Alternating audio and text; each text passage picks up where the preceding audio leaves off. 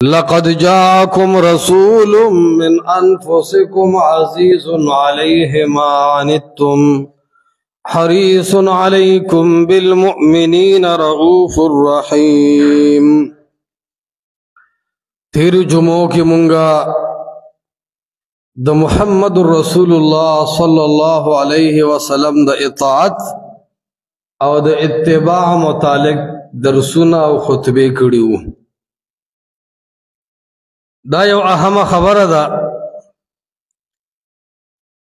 چھ زمونگا دا جون اصل رہنما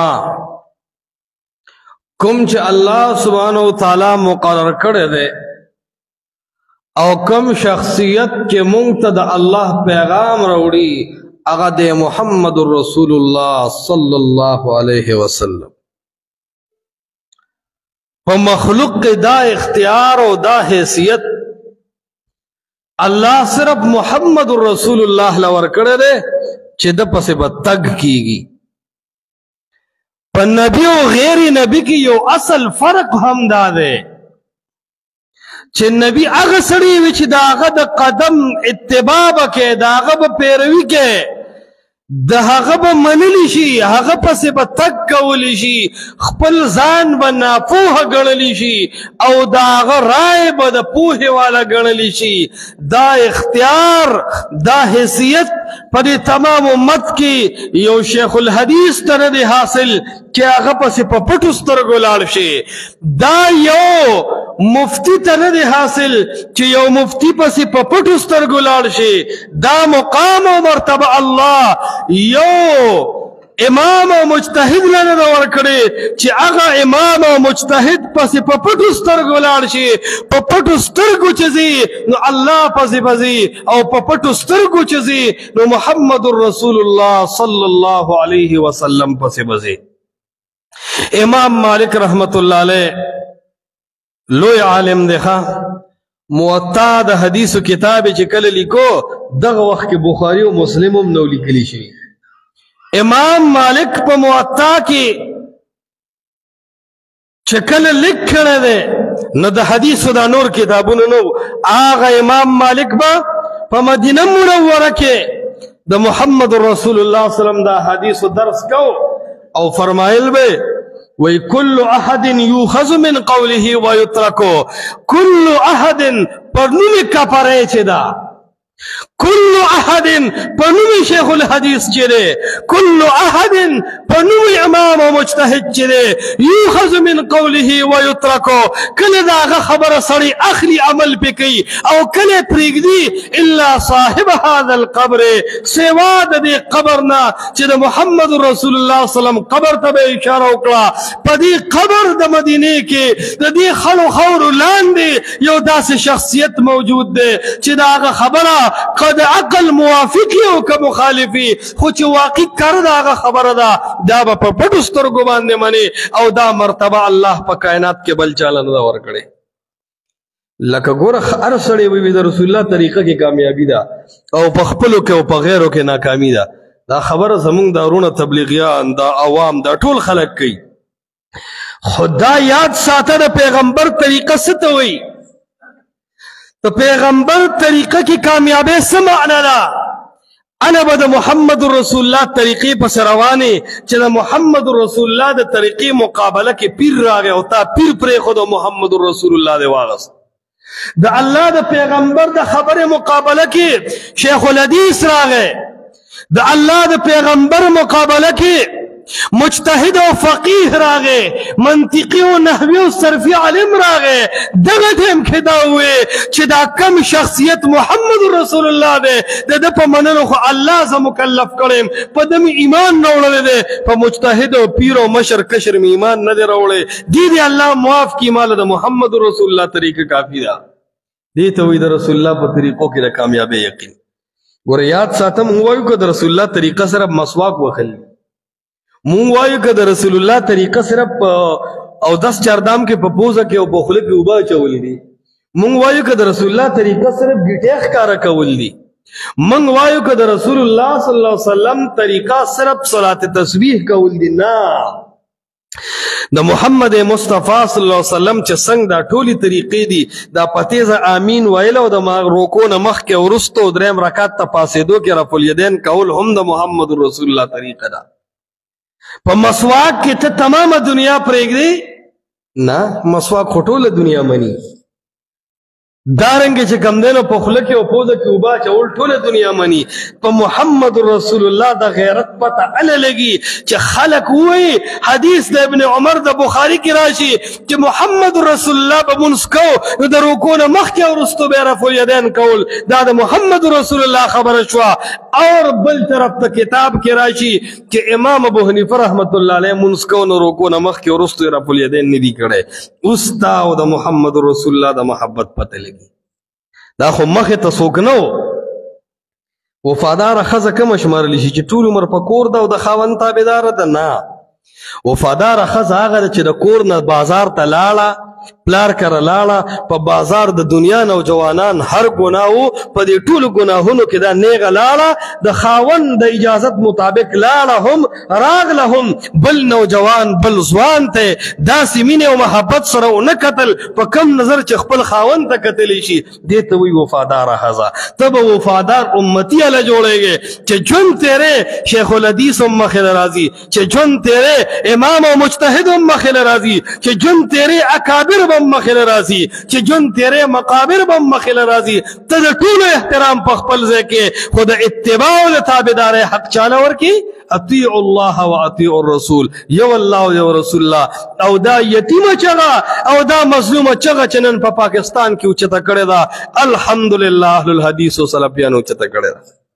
لکه دا زه د یو پارټۍ په تایید نه واما قسم د بهر دنیا کې مشاهده وکړه خلق دیر خبرې خلق کوي دا یو هم سوال دی چې دا خلق به څنګه متفق کیږي او هر سوال هر عالم د خپل عقل او د تجربه مطابق جدا جدا جواب کوي یو عالم وایي چې دا ټوله دنیا د دیوبندیان شي خلق به خپل اتفاق کیشي یو وایي وی ګوره چې یو ځای کې غټ جومات یو ته وړوکي جومات جوړی وي دا ته جنګ جوړلی وي غټ علمای دیوبند شته ته واړه واړه مسجدونه ولې جوړی ولکه الله دې عقل زیات کا و مولوی صاحب الله دې هدایت درته وکړي غټ جومات په مقابله کې واړه لس مساجد هم جوړولی شي په غټ مسجد کې هم د الله او د رسول اواز اوچت کا په وړوکي مسجد کې هم د الله او د الله د رسول اواز اوچت کا جنګ په مسجدونو کې نه دی جنګ د مسجدونو نه په جدا جدا نارو کې دی مساجد د اتفاق ذریعہ دا چې نن 15 مساجد دي سبا لس کا چې نن لس دي سبا شل کا په مسجدونو جنگ نه جوړيږي جنگ د دې نه جوړيږي چې یوم د الله کور دی بلوم د الله کور دی یو وای چې ګوره قاسم نانوتی پس روان شه په هدایت بل جماعت نه आवाज راځي چې د احمد رضا خان بریلوی پس روان شه په هدایت بل مسجد کې وای چې شیخ القرآن مولانا محمد طاهر پس روان شه نو علب په هدایت بل وای شیخ زکریا و الیاس هم د چانه کم ندی بل وای مولانا مودودی هم د چانه کم ندی دا ټول جنگونه دا ټول د گریوان ته رسیدلې لاسونه دا هزار طعمه به علی اوچتیږي دا به علی ختمیږي چې د هر مسجد نه आवाज اوچت شي چې اطیع الله و اطیع الرسول اے خلق تنظیمونه بخپل کار کوي اے خلق امامان بخپل کار کوي اے خلق کابر او پاټه بخپل کار کوي د دې ټول علماء نه بهتر د دې ټول تنظیمونو نه بهتر د دې ټول مشایخ نه بهتر لوی شخصیت الله منترا کړی دی محمد رسول الله صلی الله علیه وسلم د دې ټول ډلو نه خسته ډله مونږ ته الله را کړی دا اسلام د دې ټول اکابرونه خسته اکابر الله مونږ ته را کړی دي اصحاب محمد صلی الله علیه وسلم اور د دې ټول کتابونو نه د دې ټول مفتابه اقوالونه خسته قانون مونږ له الله را کړی د قرآن تاسو به وایئ چې مفتی صاحب چا رسول الله ته بدرت ویلي چا رسول الله ته بدرت ویلي دي د سړي چې د خپل پلار په اختر کې پیزار نه او لباس نه او پردي سړي سره تعاون کوي پردي سړي ته پالش کوي یا د سخر طرف ته ډېره توجه ورکوي خپل پلار ته خیال نه دې سړي خپل پلار په پلاروالي منلی دی یاره منلی دی چې پلار خو ورته وایي نو پلار ورته وایي کور کې ورسره اوسي کور کې وسره اوسي اگر چې په الفاظو کې ورته پلار وایي اگر چې کور کې وسره اوسي اگر کې شناختی کارت کې امځان لا ولد فلا لیکلی دی کومه رویه چې وسره کوي د دا رویه د دې دلیل دی چې دی د خپل پلار نه مطمئنه دی په خپل پلار باندې مینو مونږ په خپلو ګوتو کې او په خپلو کارډونو کې او په خپلو نسبتونو کې د محمد رسول الله او د الله نوم استعمالو کردار د جنگ په ټیم کې او د اختلاف په ټیم کې او د فیصلې په ټیم کې الله او رسول سره داسې معامله کوو لکه چې نه پیژنو یاد ساتئ دې خبرو ته غور په نظر باندې وګورئ او دا خبره الله قرآن کې صفا ذکر کړې ده داسې انداز کې ویلې ده د محمد رسول الله صلی الله علیه وسلم منل ضروری دي خو په ضروری کې هم قسمونه دي ځینې ضروری داسې که سړي په عمل ونه کو صرف ګناهګار شو خو کافر د محمد رسول الله منل قرآن داسې ذکر کړي دي چې که مخ دې ته واړه والله فرمایي ایمان درکې راته نشته او اندازې څنګه د الله د محمد رسول الله سره د رب العالمین خپل مینه څومره ده داسې فرمایي فلا وربک فلا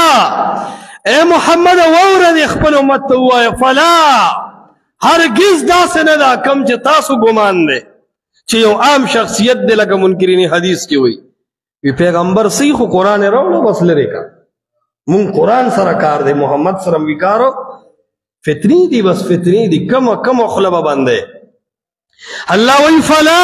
داسې نه ده دا څنګه چې ته محمد ته ګورې وربک اے محمد ستا په رب مې دې قسمي محمد رب څوک و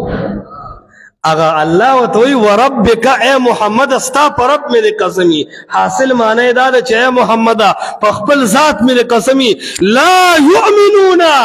د یو امتی ایمان تر هغې پورې ایمان نه دی حتی یحکموک فیما شجر بینهم تر څو چې په خپل اختلاف کې ته حاکم او مشر نه جوړ کړی اوس سوچ وکړه چې مونږ کله مسله حل کو والله چې په دې مسلم د عالمانو جنگ شته چې ته دیوبندي یو که زه دیوبندي یم حیاتیان وی دیوبندیان مونږ یو ځکه مولانا سرفراز خان صفدر چې تسکین الصدور لیکو د دیوبند هر لوی وړوکی په دستخط کړی دی ماماتیان وروڼه وی مونږ دیوبندیان یو زما قاضي شمس الدین له د دیوبند دارالعلوم دیوبند په مجلس او پروګرام کې پټکې والے دی وای زه دیوبندي یم بل وای زه دیوبندي یم یا خلقا دا څه خبرې دي جنگ په محمد رسول الله وکړي په دې باندې ځان وتلی چې محمدي څوک دی په دې مه ګوره چې دیوبندي څوک دی دې ته مه ګوره چې حنفي څوک دی دې ته مه ګوره چې نقشبندي څوک دی دې ته وګوره چې محمدي څوک دی اطیعوا الله واطیعوا الرسول نو ما عرض دا کو چې محمد رسول الله صلی الله علیه وسلم دغه اتباع غره په مونږ او تاسو ضروری ده او ما دا خبره بار تیرو درسونو کې کړې وه یو د اطاعت او بل د اتباع اطاعت څه ته وایي ذهني هم آهنګي دننه دې زړه کې د سړي خیالات دي که نه الله وایي په لار چې روانې نو دې ذهن کې دا مسله ټیټ کا چې د الله او د رسول الله مقابله کې زه د چا پلار هم نه منم دې ته وایي اطاعت بله دا اتباع دې ته وایي چې عملي زندگی یو د ذهني زندگی خیالات زندگی د ارادو زندگی یو د عمل زندگی نو اطاعت د زړه زندگی ته وایي د دماغ زندگی ته وایي ارادو ته وایي او اتباع دا عملی زندگی ته وایي نو الله فرمایي اطاعت او اتباع دواړه د محمد رسول الله کا په خیالاتو کې هم د بل چا مشري مه منه نو په غم خاده منځ او دس او ژوند کې هم د بل چا مشري مه منه ما یو مقلد عالم ته وی خبره دی پوی کوله چې په دې دین کې څه مسلې اختلافي دي په دې کې به امام او مجتهد منی لکه په منځ کې ما ورته وی زه به داسې حدیث خیمه چې دې کې به دلیل په دې خبره باندې چې په منځ کې به د محمد رسول الله نه بغیر د بل چا نه مانی ویزا را میدان ته میں غوږ وته کېده حدیث د بخاری دی محمد رسول الله صلی الله علیه وسلم فرمایلی دي صحابه ډله کې ناشته وې فرمایل صلوا کما رأیتمونی اصلی منذ کے خدا سے منذ کے کما رأیتمونی اصلی سنگ منذ کولو باندې چې تاسو زلی درې ما نه صحابیات کړي دي نه مجتهدیات کړي دي نه اکابر او مقابر یاد کړي دي دا د دې دلیل چې په منذ او په اودس کې د محمد رسول الله نه بغیر د بل چا تابعداري نشته سړی دا حدیث بخاری کې شته مې دا د بخاری دا دی والا حدیث ډېر تاوراته او کوي دا خو دی بالکل دی خو د تقلیدونو د مذهبونو د پاټو د اکابر پرستو زمون په سترګو باندې داسې چشمې چوري چې د ټیم چشمې دي د ټیم چشمې چې څوک واچي نو هغه ته سخکاري د خلکو د ټیم چشمې چوري دي مقلدینو دی ته هیڅ شی نه ښکاري وي دا څنګه خبره ده چې هره خبره په قرآن او په حدیث کې ده وي ما ته پکې ته د میه ذکر وښیه دا خو د دلیل دا ده چې قرآن او حدیث کامل نه دي نو چې قرآن او حدیث کامل دین نه دی بیا غیر مذهب ته د اسلام دعوت ټیک دی چې اسلام او قرآن او حدیث کامل او پوره نه دي بیا چې کله یو سړی غیر مسلم دی دله پکار دی چې اسلام ته راشي دا خو ناقص دین شو والعیاذ بالله دا تصور ډیر غلط د مسلمانانو جوړ دی مونږ وایو زمون دین کامل دی او دا کامل والی شکی نه دی رب العالمین په خپل کتاب کې فرمایلی دی اليوم اکملت لكم دینکم د جمعې او د عرفې دا ورځ دی په دې باندې گواشي اکملت لكم دینکم چې مانن تاسو تاسو دین پوره کو واتممت علیکم نعمتي او د قرآن او د حدیث په پیغام می دا نعمت تاسو ته درکو ورضیت لكم الاسلام دینا او ستاسو د پاره رب العالمین صرف په دین اسلام باندې رضا دی بل دین الله ته نه دی قبول ومن يبتغي غیر الاسلام دینا فلن يقبل منه به د اسلام نه کچا په يهودیت او نصرانیت ټول جون تیر کو الله وی فلن يقبل من داتن نه منم وهو في الاخره من الخاسرین کته چې صرف دنیا کې به خلق رات کی الله وی آخرت کې بم جاړي او دنیا کې بم جاړي چې د اسلام مقابله کې آسمانی یهودی او نصرانی دین نه دی قبول نو حنفی او شافعی دین به قبول شي دا خو آسمانی دیم نه الله وی دا اسلام او دا محمد رسول الله دا داسې شخصیت می درولېږو چې د ده په موجودګۍ کې د موسی علیه السلام تابعداري نشته چې محمد رسول الله موجود نو د موسی علیه السلام تابعداري جایز ده نو چې په کوم محمد مصطفی پراتلو د موسی علیه السلام او د عیسی علیه السلام رسالت عملی طور باندې منسوخ کیږي په هغه دین کې به د یو پیر او د یو مجتهد او د یو عالم خبره څنګه حجت شي نو الله فرمایي لقد جاءكم رسول من انفسكم تاسو ته در رسول در لګلې من انفسكم تاسو د جنس نه دی یعنی بشر دی نور نه دی دا یو لویه مسله دی بریلیانو جوړه کړې ده وی بشر دی او که نور دی او موږ د نور دی د وجې نه وایو چې د نور مقام اوچت دی لکه هلکې دا خبره غلطه ده مقام د بشر اوچت دی خو چې کله بشر خپل مقام وپېژندو دا یاد ساتئ الله سبحانه وتعالی چې کله محمد رسول الله وسلم باندې معراج کو او خپل ملاقات ورسره کو نو تر ډیر حد پورې جبرئیل علیه السلام ورسره ملګری دی خو بیا د یو قول مطابق د اول یا اوم اسمان سره تنه جبرئیل علیه السلام کته پاتې شو محمد رسول الله بره لاړو اشاره ده دې خبرې طرف ته چې بشر اوچت دی او نور د هغه نه کته دی نو عرض ما دا کو چې الله سبحانه وتعالی فرمایي لقد جاءكم رسول من انفسكم محمد رسول الله میں درولېګو او عزیز علیه ما عنتم وی محمد رسول الله باندې هغه کار ګران دی چې تاسو مشقت او تکلیف کوي چی دا دلیل دی چې زموږ دین آسان دی زموږ دینو دې کې وی داسې مسائل دي چې کې تعارض دی او پاغه تعارضو کې با د تطبیق لپاره د یو مجتهد قول پسې او پاغه زوت نه پويګو پاغه په دې تمامه دنیا کې سن پويږي هغه د لپاره اجتهاد او د هغه اجتهاد دروازې اوس بن شوې د لخوا ته تقلید کې د دین آسان شو ګران شو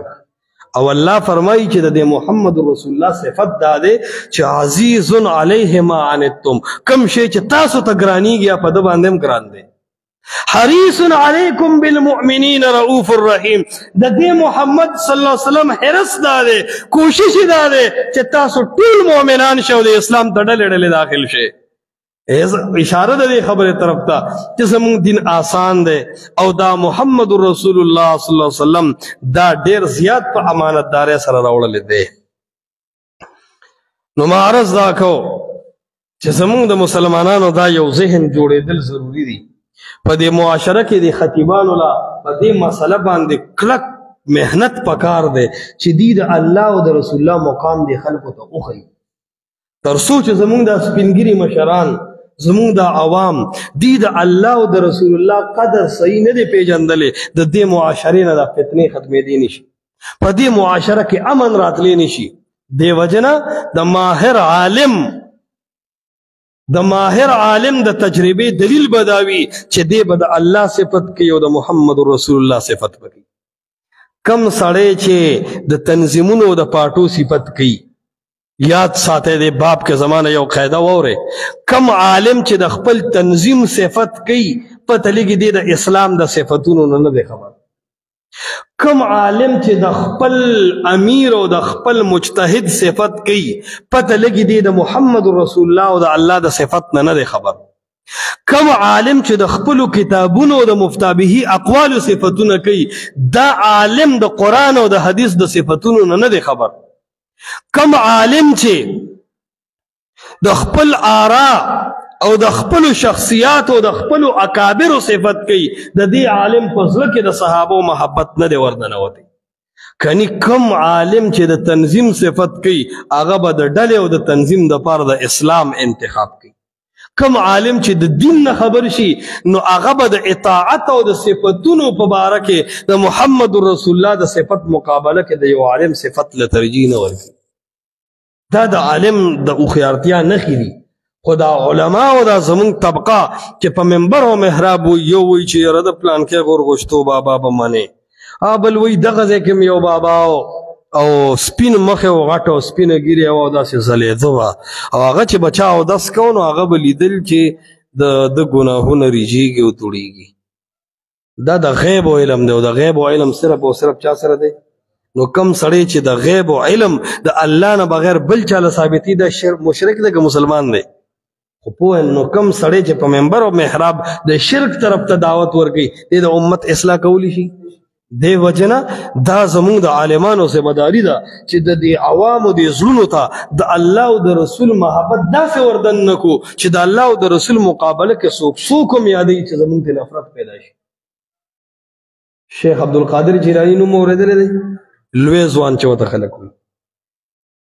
هغه الفتح الرباني کې خپل زوی ته نصیحتونه کوي نو یو نصیحت ورته دا دی وایي د الله په دې مینه کې داسې ورننوځه چې د الله مقابله کې دا ټول نیکان د پچو په شان ښکاري. لکه غوښانو سره چې محبت وي نو د رب مقابله کې ما ته څنګه یو ولی رامخې ته شي؟ دا د ولی یو خپل حیثیت دی، د عالم او د شیخ الحدیث یو خپل حیثیت دی، د علم دا غیر انکار نشته. ګوره یاد هغه عالم دی الله علم ورکړی دی، محقق دی الله د تحقیق ملکه ورکړی ده، مفتی صاحب دی الله د حق د وجه نه عزت ورکړی دی، موږ منو. خو که دا مفتی او دا عالم داسې خبره وکړي چې خبره د الله او د الله د رسول مقابل او د الله او د الله د رسول خلاف وي نو په دغه ټایم کې عوامو له دا ټریننګ پکار دی چې که یو سړی عالم لوی ولې نه دی، یو سړی مفتی ولې لوی نه دی، خو چې کله د الله او د رسول خلاف د خبره رااله د ده لویوالی ختم شو، دی صفر شو، سوپر پاور صرف الله او د الله رسول دی. دا تربیت ضروری دی. دا په وخت کې خلکو له ورکول غواړي، دا په مجلسونو کې د نوجوانانو ته ورکول غواړي، دا پیغام او دا میسج به زموږ تورسرو خویندو میندو ته رسول غواړي. دې دپاره به د شپې الله ته جړا پکار وي، دې دپاره به د ورځې محنت پکار وي چې کله د الله او د الله د رسول محبت غالب شو خپله به دا ټولې فتنې الله سبحانه وتعالی ختموي انشاءالله. او دا یاد ساتئ دا زموږ عقیده او نظریه ده چې یو ورځ به سیدنا امام مهدی راشي او دا تمام کفر طاقتونه به نسکور کې او اسلام او مسلمان به ټول رايوځي شي او غالب بشي ان شاء الله. دا زموږ یقین دی. الله دې وکړي چې مسلمانان واقعي متفق او متحد شي. نو یاد ساته هغه امام مهدي چې دا خلک راجمع کوي نو په یو تنظیم او په یو ډله به نه راجمع کوي، په یو پاټه او په یو جنډه او په یو پیر او په یو شیخ به نه راجمع کوي. چې راجمع کوي نو د امام مهدي به لومبی انتخابي نشان دی چې هغه به چغه دا وایي چې اطیعوا الله و اطیعوا الرسول. ای خلق راشئ فیصلې الله او د الله په رسول باندې حل کړئ. نو دغه وخت کې به مسلمانان ډېر کمزوري شوي، کفر به پې غالب شوي، دردولې شوي به وي، په جیلونو کې به وي، ښځې او تورسرې خویندې میندې د مسلمانانو دا جیلونه به ترې ټک وي. په دې عیسی علیه السلام او په دې امام مهدي باندې چې کله دا مسلمانان را یوځای شي دومره به د اسلام په بره لاړ شي، د کافرو زور به ختم کي، تر دې چې کم د کافرو غټ مشر دجال دی عیسی علیه السلام به راشي او سر به ترې نه ووهي، هغه به هم نسکور راوغورځوي، الله به بارانونه راووري او دا غلي او دا پسونه به سم زیات شي او داسې یو انقلاب به راشي چې خلک به وایي ګنې دا مدني دور دی او د رسول الله علیه السلام په دور کې چې څنګه اسلامي نظام د سیدنا عمر په دور کې چې څنګه حدود او اسلامي